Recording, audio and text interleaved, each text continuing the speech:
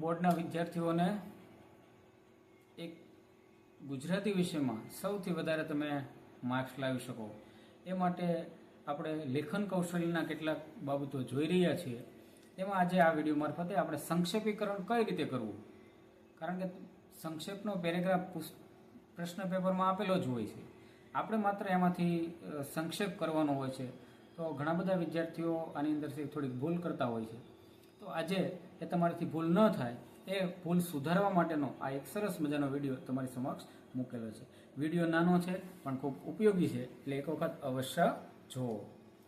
સંક્ષેપીકરણ એટલે વિસ્તારથી કહેવાયેલી વિગતને મર્મને સમજીને તેનાથી વધારાની લાગતી વિગતોને દૂર કરવી, મર્મને હાનિ ન પહોંચે એ રીતે ટૂંકમાં અને સચોટ રીતે મૂળ વાતને ફરીથી મૂકવી, તે એટલે કે સંક્ષેપીકરણ.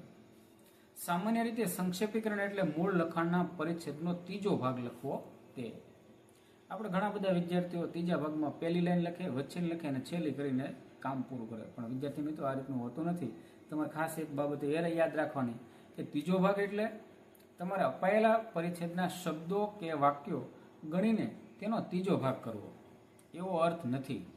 એના શબ્દો ગણીને ત્રીજો ભાગ કરવો એવો અર્થ નથી. એટલે કે ફકરાના 18 વાક્યો ગણ્યા હોય તો તે જ ફકરાના કોઈ 6 વાક્યો ભેગા કરીને મૂકવા, એટલે સંક્ષેપીકરણ. આ રીતે સંક્ષેપીકરણ થતું નથી. સંક્ષેપીકરણ એટલે કરકસર ભર્યો ઉપયોગ. જરૂર ન હોય તો નિપાત કે સંયોજકને પણ ન વાપરવા, તે કરકસરની વાત અહીં આપેલી છે. સંક્ષેપીકરણ માટે છે ને 2 તબક્કામાંથી પસાર થવું પડતું હોય છે. પહેલો તબક્કો એ છે કે મૂળ લખાણનું યોગ્ય અર્થગ્રહણ કરવું, તેના મર્મને, મહત્વની વિગતોને કે જે બાબતો છે એને સાર રૂપે વિગતે સમજાવવી અથવા આપણે સમજવી. બીજો તબક્કો એ છે અર્થગ્રહણ થયા પછી વધારાની આલંકારિક રજૂઆતો, દ્રષ્ટાંતો, પુનરાવર્તનો જે કે બાબતો છે ને એને દૂર કરીને મર્મનું ઓછા અને સચોટ શબ્દો દ્વારા સઘન પુનઃલેખન કરવું. આ 2 બાબતો ખૂબ મહત્વની છે. આ ઉપરાંત પણ સંક્ષેપીકરણ માટે કેટલીક જરૂરી બાબતો છે એ આપણે જોઈએ. તો સૌથી પહેલાં મિત્રો આખા પરિચ્છેદને છે ને તમારે 3 વખત વાંચી લેવું. પહેલી વખત વાંચો ત્યારે એમાં શું કહેવાયું છે તે સમજો. બીજી વખત વાંચો ત્યારે તેમાં કાંઈ તમે ચૂકી તો નથી ગયા ને એ ધ્યાન આપો. ત્રીજી વાર વાંચો ત્યારે તમે સમજેલા મર્મને વ્યક્ત કરતા શબ્દોને રેખાંકિત કરો. આ 3 બાબતો ખૂબ મહત્વની છે. આ ઉપરાંત વાત કરીએ તો ફકરામાં કોઈ વિગતો દ્રષ્ટાંતરૂપ છે તે સમજો. સંક્ષેપ કરતી વખતે તેને ટાળવાની થશે. દ્રષ્ટાંતો ક્યારે લખવાના છે જ નહીં. તે જ રીતે પુનરાવર્તન પામતી વિગતો પણ ટાળવાની. એકની એક બાબતો 2-3 વખત આવતી હોય તો એને લખવાનું ટાળી દેવું.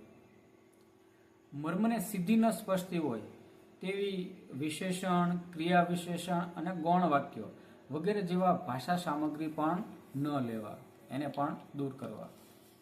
મૂળ પેરેગ્રાફના વાક્યો યથાતથ લેવાના નથી, તે પણ ખાસ યાદ રાખો. એને શબ્દો નથી લેવાના, એમાં ફેર કરવાનો છે. શબ્દો જે મૂળ બાબત વ્યક્ત કરે ને તેને યોગ્ય વાક્ય રચનામાં ગોઠવો. તમે અત્યાર સુધીમાં સંધિ, સમાસ, શબ્દ સમૂહ, એક શબ્દ માટે એક શબ્દ, રૂઢિપ્રયોગ, કહેવત આદિનો અભ્યાસ તો કરેલો જ છે. સંક્ષેપીકરણની પ્રક્રિયામાં તેનો ઉપયોગ છે પણ કરી શકો.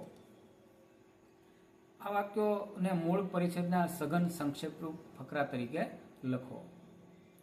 મૂળ પરિચ્છેદ અને સંક્ષેપરૂપ લખાયેલા લખાણને ફરી એકવાર વાંચો, તપાસો કે કોઈ મહત્વની વિગત સંક્ષેપીકરણ વખતે ચૂકી તો ન જવાય ને. ટૂંકમાં સંક્ષેપીકરણ કરતી વખતે ખાસ યાદ રાખો કે અહીં અર્થ કેન્દ્ર સ્થાને છે. કહેવાયેલી મૂળ વાતનો વિચાર, મર્મ કેન્દ્ર સ્થાને છે. ભાષાનો કરકસરપૂર્વક ઉપયોગ અપેક્ષિત છે. વિદ્યાર્થી મિત્રો, આ રીતે જો તમે આ બધી બાબતને ધ્યાનમાં રાખીને ચાલશો ને તો 5માંથી સૌથી વધારે માર્ક્સ તમારે આવશે. એટલા માટે આ વિડીયો ખૂબ મહત્વનો છે. વિડીયો એક વખત જોજો, ફરીવાર ન સમજાય તો ફરીવાર જોવું, અને સંક્ષેપીકરણ વખતે આ બધી બાબતો જો ખ્યાલ રાખશો તો ખરેખર શ્રેષ્ઠ માર્ક લાવી શકશો. આવા જ વિડીયો જોવા માટે મારી આ ચેનલને સબસ્ક્રાઈબ કરવાનું બાકી છે તો સબસ્ક્રાઈબ કરો અને મારી સાથે જોડાયેલા રહો.